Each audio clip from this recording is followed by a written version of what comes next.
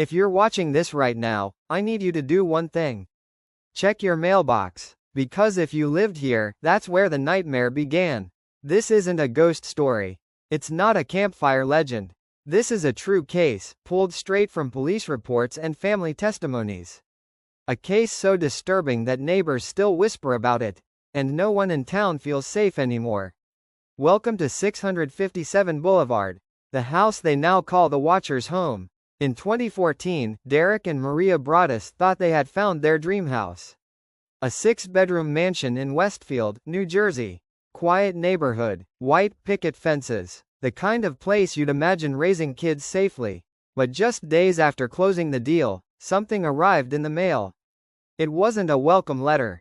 It was a warning. The envelope had no return address.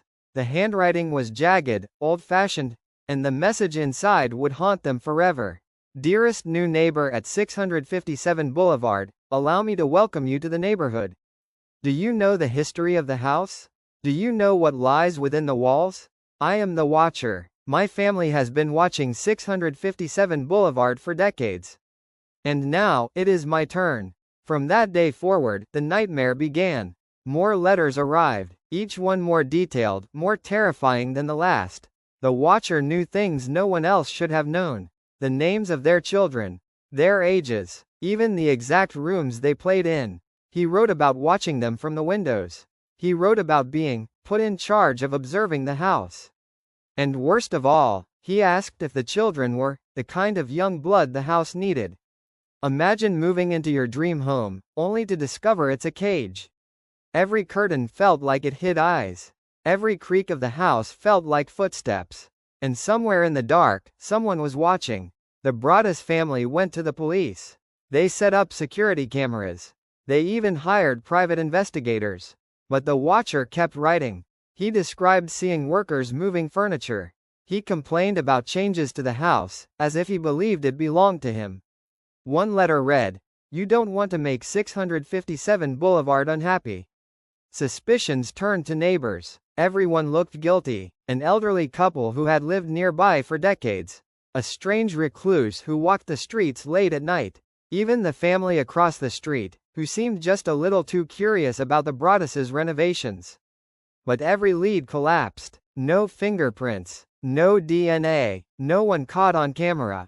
The Watcher wasn't just a neighbor. He was a ghost in human form, real, but untouchable.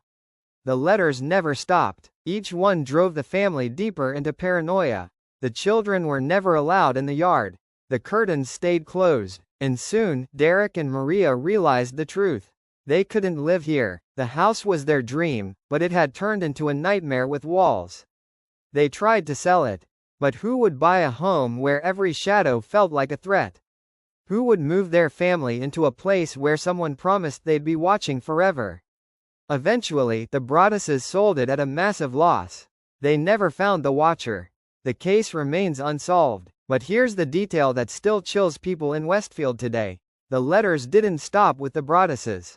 Years later, other residents claimed strange notes appeared. No one knows if it was the same Watcher, or if the role had been passed on, like a curse tied to the house itself.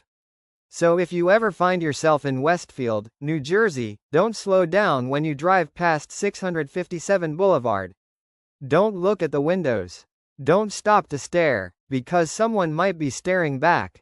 And if you ever check your mailbox and find an envelope with no return address, just remember, the Watcher is still waiting. Would you move into this house if you got a deal on it? Or would you walk away forever? Comment below with your answer down finger.